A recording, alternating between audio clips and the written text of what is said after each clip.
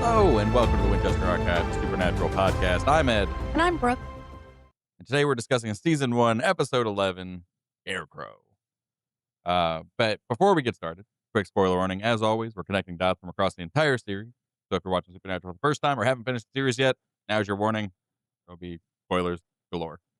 And finally, as well, explicit content warning. We are adults talking about an adult show that deals with dark and sensitive topics, even. Expect adult language, mature discussion, and dark humor sometimes. Yes, and getting into the episode specs here. The air date is January 10th, 2006. This is written by John Shiven and Patrick Sean Smith, directed by Kim Manners. And the supporting cast is Nikki Acox as Meg and Tiana Solnier as Emily. Our synopsis for this episode is Sam answers the phone to their dad calling. John tells Sam he can't know where he is, but he wants him to write down some names.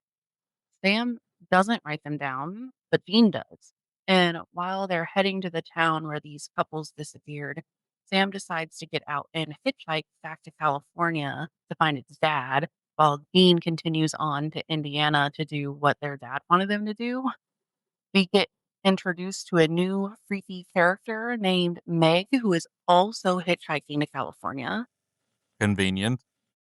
Mhm.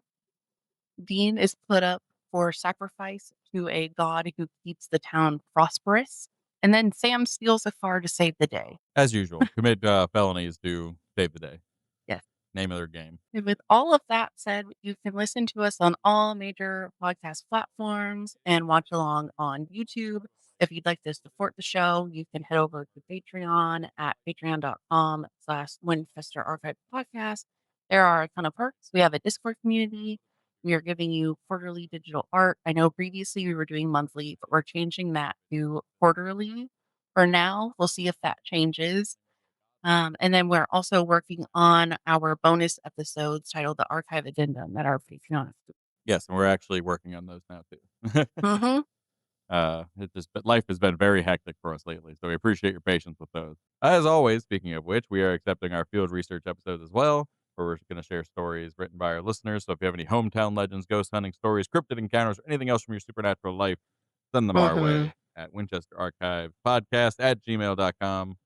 We're also on Instagram and TikTok at Mm-hmm. Winchester Archives Pod. And also, please rate us 5 stars, upvote us on YouTube, like us, comment, subscribe, all the fun things everywhere to help increase our community here and our outreach and all that fun stuff. So now, Brooke, the episode. Before I get into the episode, though, I do want to say we've been getting really nice comments and like feedback from everybody, and we really appreciate it and really love it. So Uh-huh. definitely keep doing that. All feedback is good feedback, whether you need us, like you would like to see changes or you like what we're doing and want everything to stay the same. We want to hear about it. We love it. So Yes, definitely keep those coming. We appreciate it. And now indeed. I'll get into the episode. All right. So the first thing I want to note, this was so weird. There is no recap, which I'm saying it's weird because the show hasn't been on in 2 months. Yeah, because I just did the break. Yes. So they just open to a whole new episode with no recap of what's been happening, which I thought that was Mm-hmm. very strange. Yeah. Um, so the opening scene, we are in Burkittsville, Indiana 1 year ago. So we see a little town. Somebody's getting gas. It hands over to maybe a bed and breakfast. I couldn't really tell from this scene what this little place was. An older Uh-huh. woman is handing a younger woman a free apple pie because she says it's on I the want some house. free apple pie. Why? And so does Dean. But then, in my opinion, it kind of takes like a sinister turn right here. Because the younger Mm-hmm. woman says, "We should get lost more often. Everyone in this town is so nice." Mm-hmm. Don't trust it. Then her husband says, "Yeah, what's the catch?" Um, Yes. this is the hills have eyes moment, okay? Mm-hmm. Don't look back, just keep going. It's that old turn of phrase of like, if it seems too good to be true, it probably is. Yeah. No one just gives away free apple pie to random strangers who show up in their town and everyone loves you for the second you show up in their town. That's how small towns work. Yes, exactly. And then quick fun fact here, this is the first episode where the episode's title card is showed before the opening credits, like, the people who are playing the Yeah. characters. Yeah, you see the title card here first. And then as this is happening, I'm just, like, going back and forth because I was like, "Wait, maybe the couple are the sinister people here, not the town?" Because, like, they make a point to show, like, that guy's tattoo, and I was like, Uh-huh. "John on the phone?" Well, we haven't gotten there yet. Anyway, I'll skip that part. But I was still just thinking, like, maybe this guy is, like, the bad guy. But so they're driving and then their car just randomly died along with their phones. So it's like, Yeah. who are the weird people here? Probably the town now at this point. That thought didn't last very long that it was the couple. Yeah. The husband decided when their car broke down to get out of the house and get out of the car and walk up to a random house in the middle of the woods. His wife, Holly, says she doesn't want to, and he's like, "Well, we can't just sit here. We have to, like, get help." I mean, it's a fair point, but it's also like, I don't trust random creepy house in the middle of the woods. Yeah, like, why not walk back to town? Yeah, they can't be that far away. No. It seemed like a very small town. And then they show, like, a very creepy scarecrow in this, like, orchard, and Uh-huh. we see it move. Holly also Nope. saw it move. Her husband did not, so he thinks she's just Mhm. scared of, like, the dark because 'cause they're in an orchard wooded area. Yeah, I mean, to be fair, your eyes play tricks on you all the time too. You probably assume things are moving. Mhm. Just noting here, when you see them walking through the forest, you see this episode is so grainy. Like, you can tell Yeah. this was filmed on film, not digital. Uh-huh. And it really just fits, like, the whole ambiance of what's going on. It really does. Like, very horror movie-esque. Yeah. It's like the very beginning of a horror film. You're like, "What's happening?" Yeah. Like, bad things are about to happen. So now the couple is running through the woods. I make a note saying, "I don't even know where this house is that guy saw." They're definitely not running to it. They're just kind of running around the woods. They're running away Yes. from something. They get separated, which is bad. Uh-huh. She falls and then but she, like, finds out she, like, tripped over his dead body Yep. Womp womp. and his whole face is torn off. And then the camera pans up to where the scarecrow should be. Um, so that's scary. Very much insinuating the Scarecrow is the bad guy. Yeah, exactly. So, as I said, there is no official recap, but we do now jump up in time to present day with Sam answering the phone from the previous episode, like where the cliffhanger left off. And it is their dad, Freaking John. right? That's like the slogan of all of Supernatural. Yeah. He's just the worst. So during this phone conversation, John tells Sam it's a demon who killed their mom and Jess. He, I mean, I feel like they could have assumed that at this point. yes, could happen. He does. Also, apologies if I'm clearing my throat a lot and that stays in the edit somehow because I'm getting over a cold. Yeah, that's okay. He does tell Sam that he would have done anything to protect him from that, which I thought did seem Mhm. genuine. Yeah. But he still won't tell Sam where he is. Which doesn't make sense to me still, just because, like, demons, I feel like at this point, they know demons are, like, powerful, right? If you're into Mhm, folklore at all, demons are, like, pretty top tier in terms of supernatural entities, and they tend to like, they've already experienced a demon on that, like, ghost flight, and mhm. he knew things that he shouldn't. Yes. So, like, you not telling your children where you are to, like, join forces with you isn't protecting them at all. If the demon wants to get to them, they can get to them. They know where they are, they Mhm. know who they are. Like, Yeah. what are we protecting them from? You? Fatherly love? Affection? Like, what are we protecting them from? Mhm. Yeah. I don't know. This is just a bad Like, decision. drives me nuts. So John tells But it Sam also is very, like, fitting for, like, being sorry, this is a Mhm, random thought. mhm. Sorry, it is very fitting with, like, Dean's personality, though, because Dean does this Dean and Sam, to be fair, do that whole, like, "No, I'm gonna go away to protect you so they come after me or I deal with the problem by myself." Like, it is very bidding for their whole thing. Because I know, like in future seasons, Mhm. spoilers before I say it, but in future seasons when Sam and Dean get possessed and die often, like they always do the whole "I'm gonna sacrifice myself for you" thing. Yes. So Or it's in character at least for the whole Winchester family to be doing it.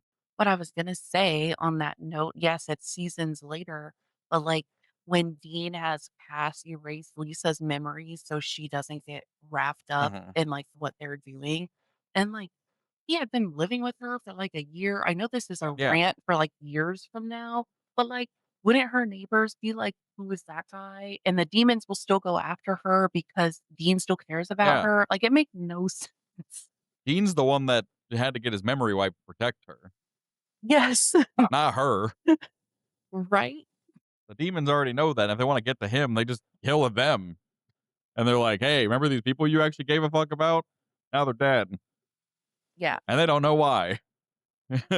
right. If anything, it makes the dagger of killing them or harming them or going after them even worse because they don't know why they're getting killed. And then Dean has to know with the knowledge that he got them killed for nothing. Like, it makes it worse. It does, and, like, okay, I cannot go on this Lisa and Ben rant right now. We have a long time Yes. before we get there, but just know there is a rant coming when that Yes. happens. Hmm. Okay, so he is John tells Sam to stop looking for him and that demons are everywhere. He says to write some names down. Sam says no, and then John says, "I've given you an order, now write down these names." Sam says no again, and then Dean takes the phone. Dean is very concerned, but then the camera just, like, zooms into his eyes, and he has, like, a Hmm. cold shift, and he just says, "Yes, sir," and grabs a pen and writes the names down, and Sam is, Hmm. like, pissed. Yeah, I don't blame him. I'd be pissed too. Dean has some trauma. Yeah, he has some daddy issues. Yeah. But also, it just makes you feel bad for Dean because, like, you can see, like, in his eyes, you just see, like, the pain of just switching from, like, "Oh, yay, dad's, like, finally reaching out, like, this is good news," to, like, Mhm. "Yes, sir, I will follow orders, general." It was like sleeper agent, kind of. It was just interesting. To me, it was just more of just, like, traumatized child being like, Yes, "Okay." but, like, yeah, I get that, for sure. It was, like, kind of all of the above. Yeah, like you said, went from being, like, excited that his dad's reaching out to being like, "Oh, I'll take your orders, I guess." Mhm. But Dean was given 3 names of 3 couples, all from different states, went on a road trip and were never heard from again. Their trips all took them to a town in Indiana on the 2nd week of April. And Sam says it is the 2nd week of April. So we have a Dun, spot dun, in our dun. yes, we have a spot in our timeline. True. Sam is clearly not happy their dad is sending him here, but they need to stop it before another couple goes missing. Yeah, gotta save the day. Yeah. Protect people and defeat the monster. Mhm. Dean is now giving their dad praise for putting together this pattern. He was saying, like, "This must have been so hard to put together because they're all from different places. So, like, how are you connecting Mhm. these dots, basically?" And I forgot to mention that Sam is driving right now. It's always so weird to me when Sam is So driving. weird. Yes. Yeah. But anyway, after Dean's praise, Sam pulls over because he's, like, not having it with this man Mhm. and says, "We're not going to Indiana, actually." Sam wants to drive to Sacramento because that was the payphone area code their dad called from. So he knows his dad is in California. Also, damn, that was a fast transition, John. You were just in the same town in that with them not that long ago, and then now you're all the way out in California. Yeah, it's like, why did you stop by Kansas to see the psychic It and then, like, John back just, and like, is the worst. yes. So Sam is saying he thinks it's important to be there for their dad if he's closing in on a demon that has been Yeah. terrorizing their family. Yes. Mhm. Dean just wants to follow dad's orders. Like a good little soldier. Sam says they don't always have to do what John tells them to do. And, Mhm. like, this is actually a pretty intense fight. They're going back and forth a lot about it. Yeah. Sam questions Dean's blind faith in their father, and Dean says it's called being a good son. And Mhm. after I watched this scene, I had the epiphany that is Yeah. this the beginning of Sam being the true vessel for Lucifer and Dean being the true vessel for Michael? Without a doubt. 100%. This shows the Mhm, exact characteristic of those 2 characters from, biblical mythology, like, from Christian mythology, of mhm, Lucifer being the rebel child who doesn't necessarily wanna follow the what big old daddy God says, mhm, and rebels, and then Michael, while even though he has some conflict, especially later on, he has, like, some issues with certain things, is a loyal soldier and follows mhm. orders and does exactly what God says. So it is very, very apt. Once you told me that, I was like, "That's perfect. That's exactly what that is." Whether it's Yes. intentional or not yet, like, man, is that perfect Yeah, for down the road. because I think the, like, true vessel for them comes, like, way later after the original story ends, because Eric Kripke only wrote up to, like, season 5, so, like, a lot of it's debated, but I feel like the new writers used these Easter eggs to, to spread throughout the rest of the 10 seasons afterward. But after this fight, Sam gets out of the car and grabs his backpack and starts walking to California. Dean says he's a selfish bastard for this and he will leave him. And Sam just keeps walking and says, "That's what I want you to do." Yeah, you could tell, like, it was very not intended to work. Mhm. It was supposed to be like a, "Hey, don't do it. I'm gonna leave you. I'm gonna do it. Mhm. I'm gonna do it." And then, Mhm. like, wasn't expecting him to actually make him do it. Yeah. So Dean says goodbye and just gets back in the car. Mhm. Yes, one of both of them wanted the other one to give in and neither of them did. Yeah, basically. They're both being stubborn. Yeah. Now we see Dean pull up in a small town. He takes out his phone and actually goes down to Sam's name, but then shakes his head and gets out of the car instead of falling. Mhm. And here, when you see the names of the people in his phone, it's like different people that work on the show. Oh, yeah? That's great. Yeah. He then walks up to a cafe, but I'm assuming the one we saw earlier, and he Mhm. asks this man that was sitting out there, he goes, "I assume you're Scotty?" And the guy's like, "Yeah." And then he asked him if he's seen the missing people from the opening, which we know he did see them, Yeah. but he said no, and Dean doesn't believe him. Yeah, and it's really one of those things where we also know that, like, "Ooh, the village is evil. What's going on with the village now?" Mhm. Yes. Now we go over to Sam. This episode does a lot of back and forth, Yeah, but it's between good. scenes. Yeah. So now we see Sam hitchhiking. He comes across a woman listening to music very loudly with her headphones on. I said in my notes I put in that these were not earbuds. These were over headphones like what we're wearing. Mhm.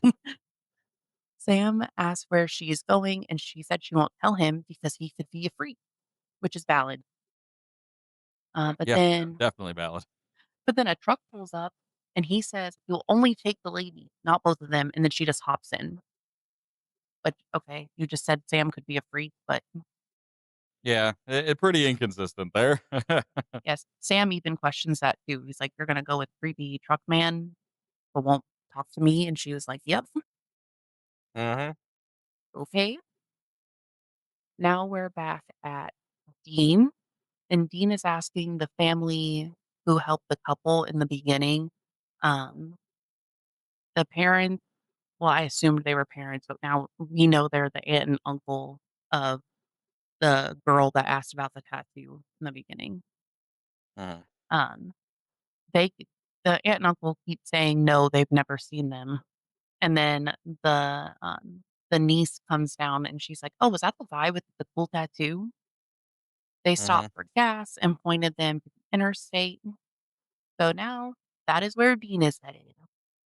His EMF detector is going off like crazy while driving down this which, road. just throwing it out there, that wouldn't be a thing. No, because And also, it was off. I assume it was off because you don't just, like, mhm, have that running the whole time. There is no amount of EMF that would turn it on and then make it freak out. mhm. And also, he's driving a car.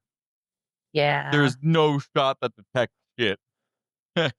Unless that place is exploding with EMF. Like, that place has to be, like, the most high density EMF ever, and he has to, like, have it running in the Like back of his car for reason.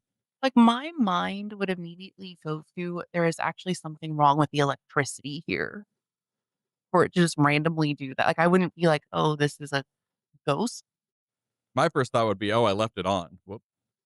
but, like, for it to go off like that, though, Yeah. Like, that's what I mean. It's gotta be be some like, "Is the ghost?" crazy electromagnetic frequencies going on here. Like, some, like, this Mhm. place's power grid's about to explode, kind of. Or, like, "Is the ghost in my bag?" Yeah. Like Or do I have a ghost? yes. And the fact that it's not even a ghost in this episode. Yeah. Anyway, Apparently, gods also give off EMFs. good to know. Yeah. So he stops to start walking through the orchard wooded area and he sees the creepy scarecrow. And he actually turns to it and calls it fugly. Yeah. Which I just Dean's just the best. I love Dean. It's a His very, little quips. very 2006 thing to say. It is. He then grabs a ladder to take a closer look at it. And now we see the scarecrow has the husband's tattoo on his arm, Dun, dun, dun. like it was skinned off. Ugh. I think it's more and it's also, like, very aged. Yes. Like, it looks, like, dried out, like leather. Hmm. Well, it's been on it for a year. Yeah. Time for a refresh. Hmm. Dean goes back into town to talk to the girl. Mhm. She said she loves this town and how the town is just so blessed all the time. Hate it. She also mentioned her parents died in a car crash and her aunt and uncle took her in. So, Mhm. do we think her parents were actually sacrificed? Oh, that's a great question. I didn't think of that. There's a decent chance that that could have been what happened because it said car crash too. Yeah. Like, it could have been like they were coming into town, they just sacrificed them, but, like, yeah, heck, that totally could be a thing. That's fascinating. I didn't think of it that way. That's really dark if that's the case. I didn't think of this either. And then I saw people talking about it on Reddit and they were like, it's very obvious that's what happened. And I'm like, well, it's kind of ambiguous, but okay. No, that's a great, like, headcanon, though, because it fits the MO of this too, of, like, having car Hmm. troubles and then, "Oh, you died here," and then they were probably like, "Oh, shit, they had a kid." Hmm. Like, either they didn't know and they're like, "Oh, this is now your aunt and uncle." Like, they're not really Oh. aunt and uncle, Hmm. but they felt bad about, like, the kid being left, maybe? Or they knew and they just, like, had problems Well, apparently with their parents, from what like, some we family find issues. out later in this episode, it wouldn't put it past them Yeah, to do no. that. So, Yeah, that's what it's that like, that makes the whole thing even darker if we do that theory of, like, her parents were just victims and they were left in the car, and they're just like, "Well, I guess we're your aunt and uncle gonna raise you now, little girl." hmm, yeah. That's so fun. I love it. So now we see Sam at a bus station. There isn't another bus until to Sacramento until tomorrow. So he's upset and starts to leave. Although I'm like, couldn't you just take a bus somewhere closer to Sacramento? Yeah, but then you gotta get a late like, another bus to somewhere else. Yeah, I guess. It would just save some time. I don't know. Yeah, But now he sees the same girl from before who was on the side don't of the trust road. that. No. She said the truck guy was creepy, so she cut him loose. And they're both actually headed to California. Foreshadowing.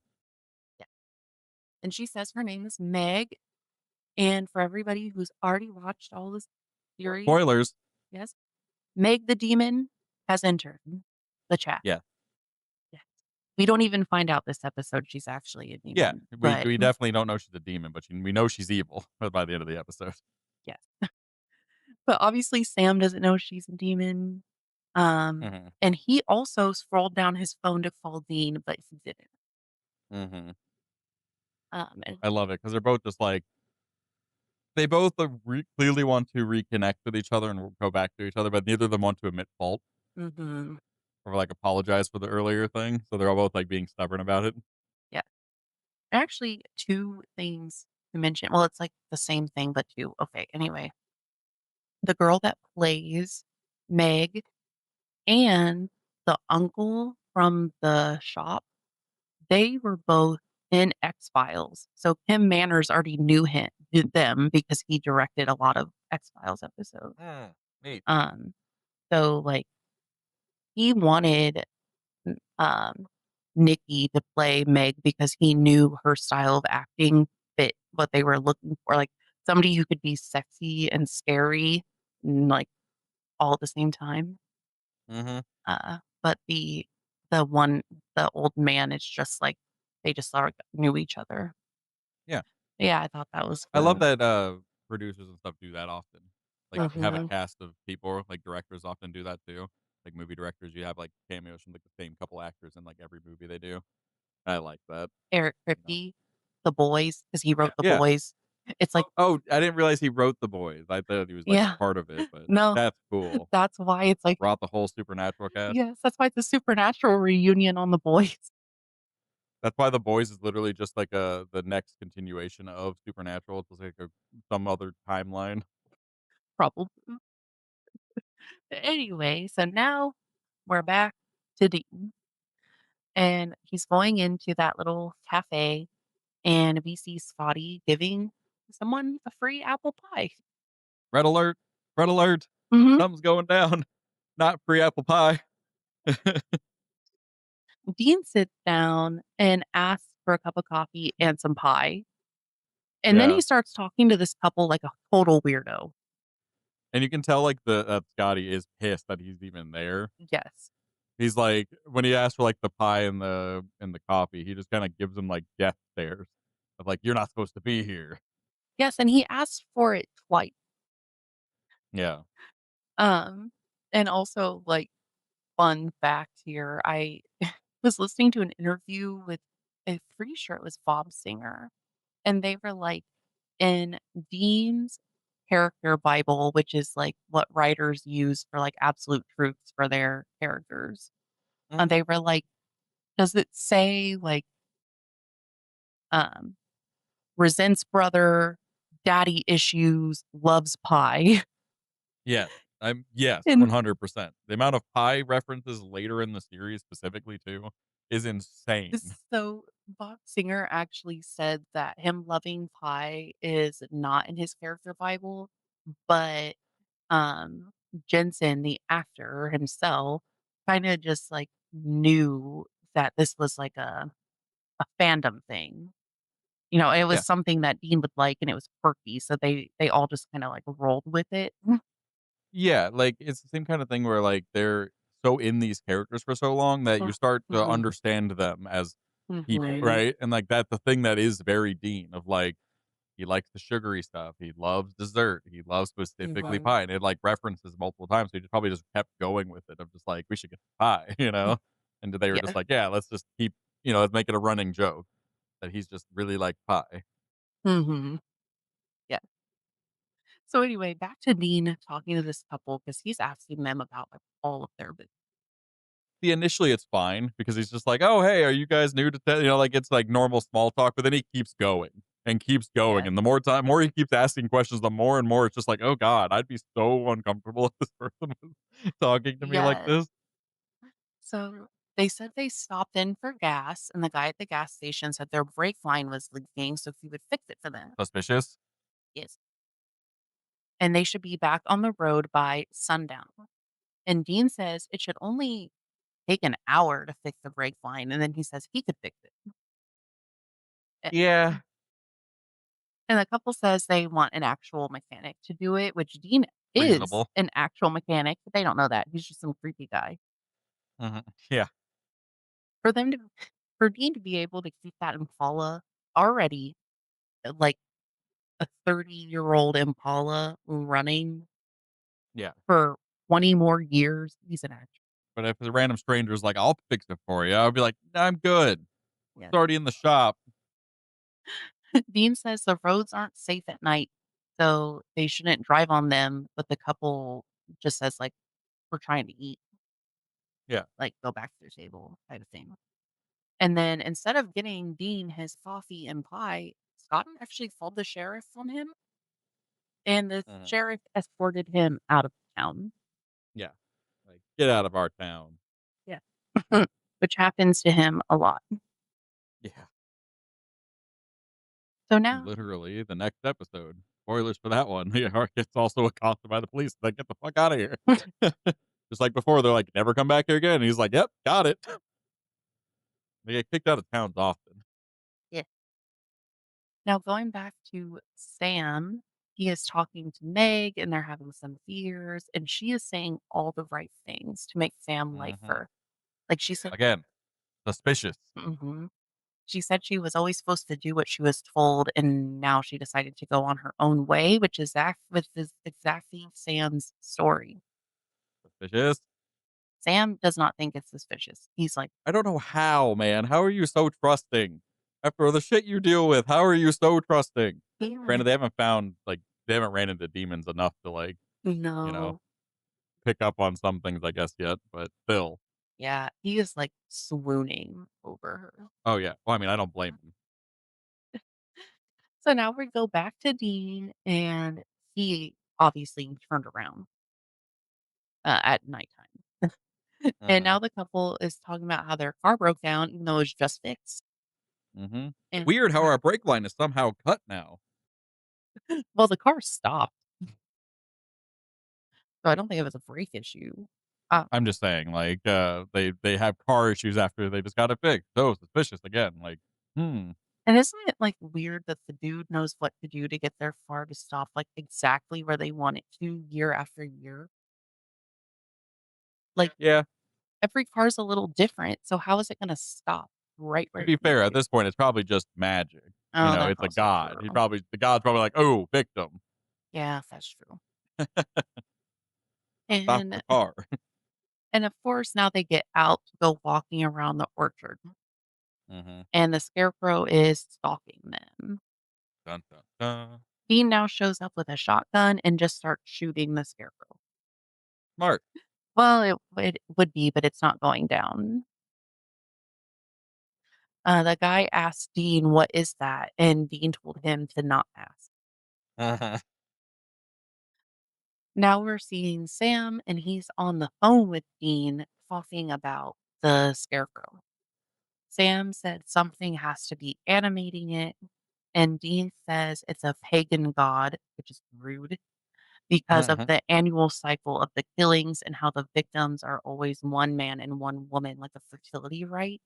So now Uh-huh. they know it's a ritual sacrifice to appease a pagan god. Yeah, and this is a very common trope of like the pagans being bad guys in media. Because like and like this is a common trope because like in a lot of pagan rituals and rites and stuff like that, they're tied to annual cycles and cycles in general.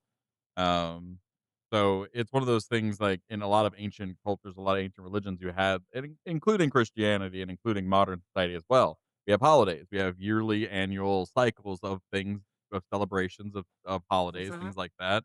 That's a very common thing. And then back in the day, especially in like some of the cultures that did like sacrifice and stuff, that was part of it. You sacrificed on the holidays. Usually it was like animals mhm, and stuff. It wasn't people. I mean, some cultures obviously did human sacrifice, but a lot of it was like, sacrifice the animals for the gods. Um, mhm, but one of these common one is a fertility ritual as well. And it's usually done like in the springtime, which is, perfect lineup where we're at. We're in April, right? mhm, So, but the thing I find amusing about all this too is they're immediately like the pagan. This is a pagan god because it's not, you know, not God. And again, this is a mhm, story like we learn later in the series. This is all like a story basically written by that god, mhm. which is why it's kind of funny that it's like he's even doing the trope of all the pagans are bad, like pagan bad guys because that's what in Christian mythology that's what they do. They demonize the pagan. Yes. So it's just it's amusing to me that they like do this, as it's also, like, just part of our society and, like, tropes like that, but it's just amusing that this is, like, God doing his thing of, like, "Everyone else is bad, I'm great." Mhm. And we see that next episode too, which I find amusing too. Um, sorry, I lost myself in my notes. You went on a tangent. Yeah, I did. But yeah, it's just amusing to me because it's also like the Christian holidays and religions and like things like that still do the same thing. So have the exact same rituals and the exact same times, the exact same all these other things. It's just now it's not pagan, it's Christian. So now it's like, ooh, evil Mhm, bad. But yeah, it's a very fun trope. And it reminds this whole episode kind of reminds me of like the Children of the Corn or the Hills Have Eyes, like you said. mhm. Where it's like a secluded town that doesn't have visitors often, where they basically have like they're basically all a cult and sacrifice outsiders to some foreign god, some weird god that no one understands anything other than the sacrifice for, you know. It's a very common trope, but it's a fun one. Mhm. I agree. I really like it, even though it is very common trope. It's common for a reason. So after that, they had a really good phone conversation. They both say Mhm. sorry in their own ways. Yeah. Then Dean Sweet. tells Sam he's proud of him for always doing what he wants to do. Mhm. And I'm sorry, I cut you off. What were you saying? No, you're good. No. Dean is also on his way to the local college to do some research about the pagan. Makes sense. And now I'm back to Dean. He's with the professor. Dean finds out the people in the town mostly immigrated from Scandinavia. And the professor says there are hundreds of Norse gods and goddesses. Dean says he's looking for one who lives in an orchard. The professor opens up a really cool book to the wood god, the veneer. And then we get a lore drop about the veneer and kind of pagans. Yeah, like, I put a note in here too that this isn't quite right. Norse pantheons usually consist around like 14 gods, and like if you include all the minor gods, it's roughly like 66. So not hundreds. Like that that's an over exaggeration. They had a bunch of gods and a lot of minor gods, but But the interesting thing about it though is the Vanir are indeed a subgroup of Norse gods of fertility, wisdom, and the ability to see the future. Oh, But like in this case, it's really fascinating because it's a fertility. You talk about fertility rituals, and it's like, yeah, the Vanir is a subsect of God that do that, but it's not like the Vanir isn't a god that hmm, is haunting an orchard with tied to a tree. It's like a yeah. subsect of like a group of gods that Okay. do the thing. That makes But sense. it's really neat still. I'm like, this they see they do enough like, they do enough research about that's one thing I love about the series is they do a lot of research and they do enough of it to, like, make it fit well. Yeah, sometimes, but then, they have to make it, like, dramatic and stuff, so it can't Yeah. always fit. So Dean then goes to the professor and asks if he torches it, if that would kill it. And the professor is like, "These are just legends." Which is a very reasonable response, being like, "Dude, this is a story. Like, what do you mean if you burn it, it's gonna kill it? Like, what are you talking about?" Yes. And Dean is like, "Okay, thanks," and opens the door, and the sheriff headbutts him with the gun and knocks him out. Yeah, just clocked him in the head with the butt of his gun. Mhm. And now they're offering Dean up to the god. Mhm. And the guy I was talking about that's from X-Files, he's like, "This is straight up murder," as in Uh-huh. what they do isn't murder. Yeah. Um, okay. And now they decide they're gonna offer up their niece with Dean for the common good, Gotta be a guy and a girl, apparently. and she's the But yeah, only it's girl. yeah. I mean, the only one that's not them. Mhm. You know? It is very much the kind of this is, like, why this episode's really good. We had the whole discussion about this. I was like, it's not like at first I was kinda not, like, super into the episode, but then, like, you made me to look at it a different way, and I got more invested in the episode, because it is very much like the horror of humanity. This is a very common thing of, like, when they cut their brakes and they just send them on their way, that's just car trouble and they get into their own trouble, the god's happy, and, "Hey, it worked out," but, like, it's not them directly killing them Mhm. because it's removing that step of culpability of putting them directly there. They're not the ones doing the thing. They're just Mhm. sending them on their way and shit that happens to happen versus now they're like, "These 2 are the ones we're gonna tie up there for this god." That's Mhm. more them directly involved in choosing and, like, doing the thing. Yeah. So it is a very, like, human response too of like, "Oh, this isn't this is directly murder," versus the other thing isn't quite murder because they can compartmentalize it enough in their heads to make it justified, right? Mhm. And that's what they're trying to do here too. It's for the common good, which, like, yeah, it's where the horror of it is, like, it's so real. Mhm. You can see this happening whether the god's real or not. You could see this still happening. Yes. Yes, you definitely can. And, from what I could tell from my research on the veneer, um, the whole solving everything by burning thing doesn't, seem to be a trait of the veneer, like, specifically, like, "Oh, if you burn something, that'll, get rid of them." But, it's a similar kind of sense of them they're, like, building a world, right? They're building their Mhm. own lore here of supernatural entities tend to be tied, especially, like, spirits and, like, gods and, like, Mhm. more ethereal things tend to be tied to something. So cleansing it would do the trick, and fire is a cleansing method, right? And it's the one they do a lot. And also, for being honest, in terms of visuals on a TV show, burning things is cool, Mhm. right? It looks good and looks cool, fun. So everyone's like, "Oh yeah, let's burn it," right? Mhm. And it's also kind of goes back to like some ancient beliefs about like the like in this case that you're talking about like trees, being like the thing that's holding them. It's kind of like almost like a fae vibe to me, where Mhm. because in some pagan, belief systems like there, the Fae live in the trees, right? So if you Mhm. burn the tree, you're getting rid of them because you're getting rid of their home, basically. Or in this case, like it's possessing that tree and thus the orchard or the land, Mhm. like that's the conduit holding it there. So that's why it's like, oh, if they burn it, it'll go away. So like kind of makes sense in terms of like the lore, but like not specifically for the veneer that I could find. Yeah, that makes sense. And then so when they're done talking, the camera, like, zooms out and you see all of, like, the umbrellas that they're holding Mhm. in the rain. And the fun fact here is this scene with the umbrellas is identical it's like an identical shot to the X-Files season 2 episode Die Hand, Die Verlet. I probably said that very wrong. Anyway, that episode was also directed by Tim Manners. That's awesome. I love that. Yeah, me too. So now we're back to Sam, and he says he's headed back to his brother because Dean isn't answering his phone, and he's been calling him for 3 hours with no answer. Sam tells Meg he's leaving, and Meg is very mad. She's like, "You're going back Mhm. to the brother that, like, keeps you down, basically." Mhm. And Sam's not budging. He says, like, "This is my family." So then we go back to Dean telling Emily, that's the niece, all about what they're going to do by offering them up to the Scarecrow. Dean is saying they need to destroy the tree that the locals treat with respect. She tells him there's one called the first tree that was brought over with the immigrant. Dean asks the sheriff how much blood is on his hands, and they say they've never killed anyone. So no blood Mhm. on their hands. Whatever helps you sleep at night.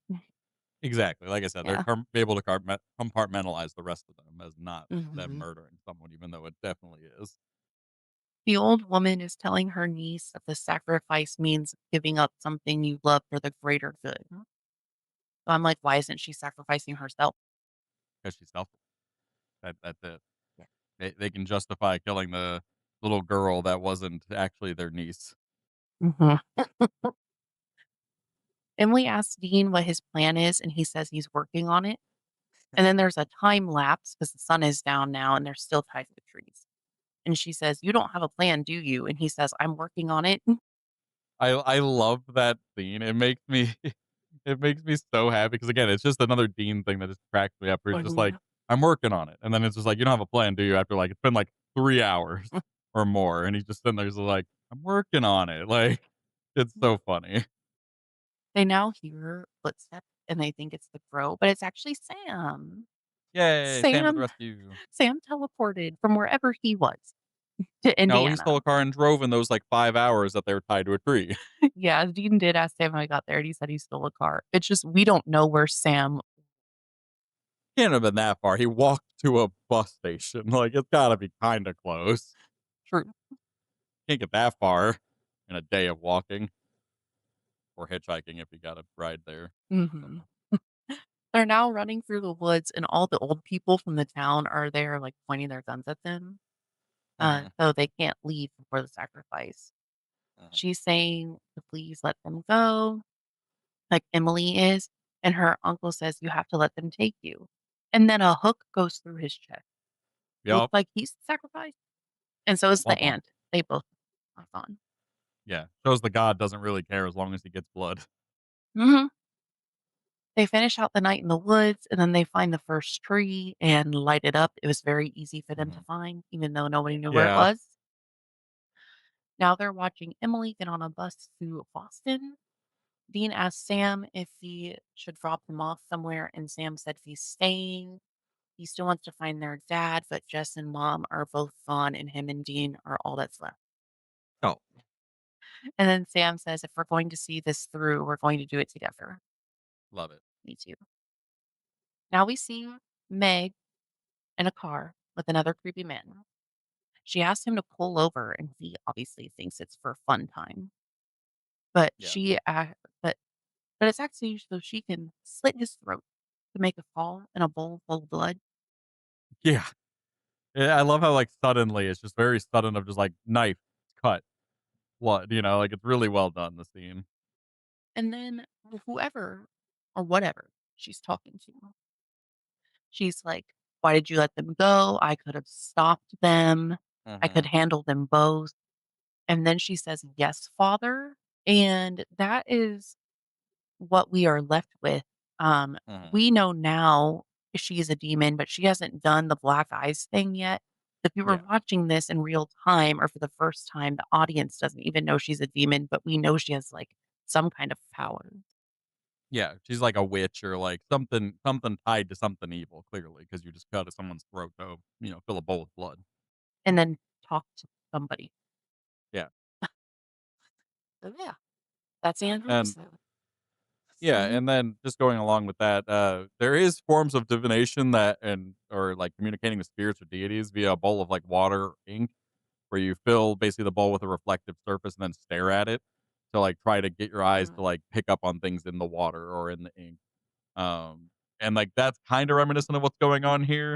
And it's kinda like what, like, the mindset of, like, looking in a mirror for a long time and, like, you start to hallucinate as you mm, start to look at it, right? So you'll start, like, seeing different things. Um, and also an interesting thing, blood is also used in many traditions as, like, a medium for, like, spellcraft, as either, like, a primary ingredient to ritual or generally, at least in modern times and, like, a lot of ancient times, like, blood was, like, used, but it wasn't, like, used like this. You mhm. don't, like, murder someone, cut their throat, and take all their blood. Like, that's not how you do it. It's usually, No. like, you add a little bit of blood to, like, increase the potency of a spell because blood's, like, an important thing. It's your vitality. It's your life force, Mhm. right? So it's like you're adding extra oomph to your spells. Um, but yeah, it doesn't seem that these 2 are really combined regularly from what I could tell, where you could use, like, blood as a medium to scry with, but, like, in Mhm. theory, I guess you could, because in a bowl, it could be reflective. So, like, it Yeah. could work. I don't think you need to do all that. You can just get a black bowl and fill it with water. Or a mirror and paint black over it. Yeah. Yeah. But yeah, so I think it's cool that they used a very similar kind of thing going Mhm. on there, but, like, not it's more dramatic for the sake of it being, like, demons, right? Yes. Yeah. Yeah, it leaves off on a good, like, cliffhanger, like, "What's this thing doing?" Alright, so moving on to our crime counter. Really, the only crime here was stealing a car, and that's 18 months in jail. Would, burning the tree technically be a crime?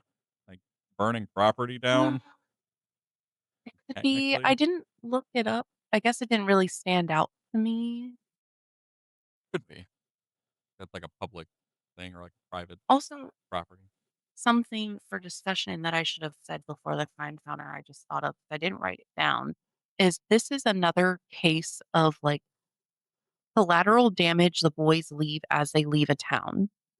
Mhm. Um, because, like, yes, you're stopping a sacrifice of 2 people once a year that we know of, as you said, like, this doesn't really w in real life, that wouldn't be a thing, so, like, maybe in their world, it's not either, but they think they stopped it.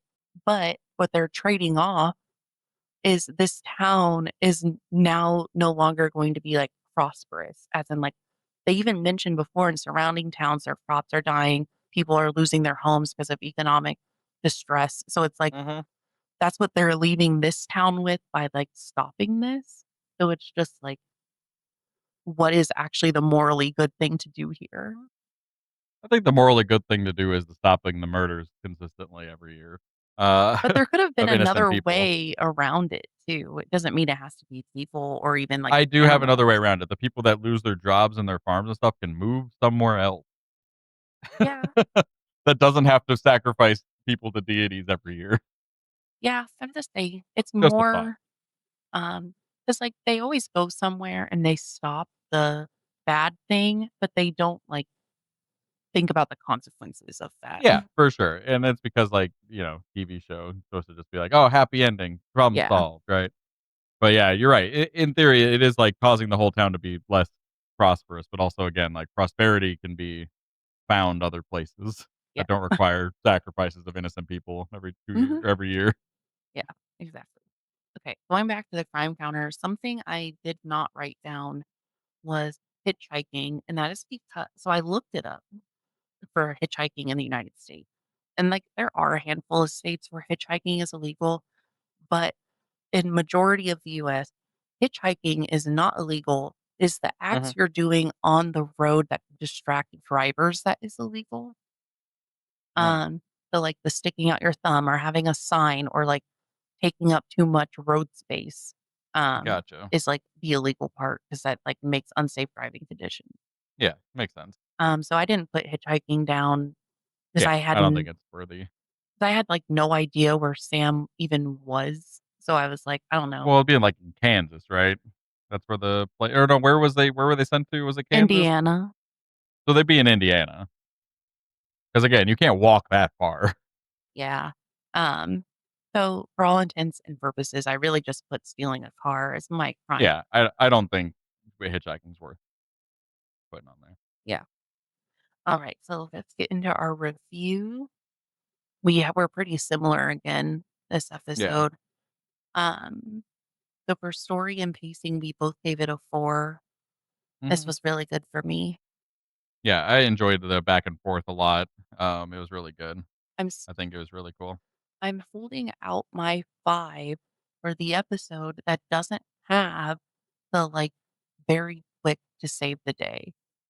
Yeah. That always, like, kinda ruins the pacing for me. Mhm. Like, I thought, like, the way this episode ended was very sudden too. They're like, "Oh, they got Mhm, the monster killed the 2 townsfolk," and then, like, they burned the tree and we're done. Yay, everyone's happy. Like, "Oh, okay." mhm, I guess the god got his, sacrifice, so he didn't care anymore, which, like, I guess is fine, mhm. but, For a monster lore, I give it a 4. I gave it a 3 because, like, it is, good it's compelling that it's like, "Oh, pagan god thing," which is, like, cool 'cause that's a recurring thing, right? Mhm, So non, Christian gods being, like, antagonists, which I think is fun. But I gave it some points away just because, like, it wasn't really explained what the god does, what's going on with it, and also the lore was kind of inaccurate in terms of, like, real world mhm. lore, so I was just like, "Yeah, I'll give it a ding on that." It was fine. Yeah, I went back and forth between 3 and 4, so I just gave it the 4. Yeah, Like, yeah, it wasn't, like, the best monster lore, but I was thinking about other episodes, and I'm like, "Well, it is kinda better than some other ones." yeah, So, for sure. This is just me being a lore snob. yeah, I get that. For character development, we both gave it a 5. We learn a lot about them. Perfect. Yeah. Yeah, learn a lot about their drama with each other, you learn a lot about, like, the way they apologize to each other, the way they get mad at like, the whole thing of them Mhm. being like, uh they're trying to apologize and trying to go back without actually admitting they're wrong. Like, it's just you get a lot of their Mhm. dynamic in this, and I thought it was very nice. And then by the end of it, you're like, "Oh, they're gonna do it together forever." Like, "Oh, I love it." Yeah. All mushy feelies.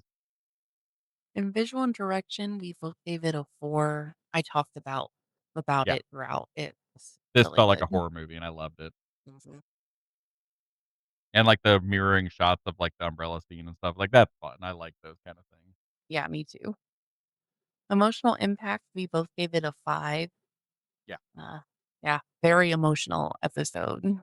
Yeah, in a very good way too. Like, it was Mhm. very good in the sense of, like, you just felt for the boys, like, especially at the beginning, like, the heartbreak in Dean's eyes. I was like, "Oh, that Mhm. shot is so good," and Dean like, Jensen is such a good actor. Mhm. Like, ah, like, to be able to do that's hard to do, right? You're, like, showing, like, the switch in your eyes, like, that's Yes. some emotion, you know? That's good. Yeah. Really good. And then, like, the Sam saving the day at the end thing was really nice. Like, it was really good. I felt a lot of emotions of, like, "Yeah, they're doing it," you know? Mhm. Yep. Rewatch ability, I gave it a 5. Yeah, I give it a 4. Really good. Mhm. Definitely would rewatch it. Yeah, I definitely if I was, like, skipping around and not rewatching in order, I would watch this one for fun, Yeah, it's a definitely. good one. Salt and Sass, we both gave it a 4. Yeah, there were good lines. I love Dean. He's just the best. Mhm. Just coffee and pie. Yeah, like, that line too of him just asking for it again too, like, in, like, a dickish way 'cause he knows that something's up. So Mhm. he's just like, "That pie?" Like, it's just oh, it's so good. And then just, like, the band like, the whole, like, "I'm working on it." And then, like, later on, I'm working on it." Like, it's Mhm. just I love him. He's just such a good character. Yeah. So my average score was a 4.43 out of 5. Mhm. Mine was 4.14, so pretty up there too. Mhm. Our combined score is 4.29 out of 5. Yeah. Which is a pretty high score. So, like, let us know what Mhm. you guys think in your scoring, how you would rate the episode. If you agree with us, if you disagree with us, let us know in the comments, all Mhm. that fun stuff. I think this episode overall very good, and I'm excited for the next one 'cause this one I also thought was very good, Mhm. especially in the grand scheme of the things. Looking into the future. So, Yes. anything else you'd like to add before we do our outro? No. Alrighty. Well, that brings us to the end of season 1, episode 11, Scarecrow.